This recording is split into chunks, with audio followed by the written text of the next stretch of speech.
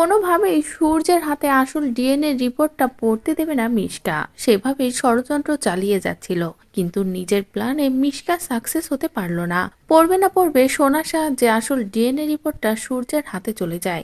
যখনই সোনা ডিএনএ রিপোর্টটা লাবণ্যর কাছে দেয়, লাবণ্য যখনই বলে এই রিপোর্টটা মিশকা নিয়ে চলে যাচ্ছিল, তোমার টেবিল থেকেই নিয়েছে, তখনই সূর্য বলে এটা কিসের রিপোর্ট, আমি একবার দেখতে চাই। বলেই সূর্য রিপোর্টটা খুলে দেখে এটা সোনার ডিএনএ রিপোর্ট। যে ডিএনএ রিপোর্টে পরিষ্কার লেখা আছে যে সোনা সূর্য আর দীপার সন্তান। যেটা দেখে তো সূর্যের টনক নড়ে। সূর্য বুঝতে পারে সে কত বড় ভুল করে বসেছে, দীপাকে অবিশ্বাস করে। দীপার গর্ভে অন্য কারোর সন্তান ছিল না, সূর্য আর দীপার সন্তানই ছিল।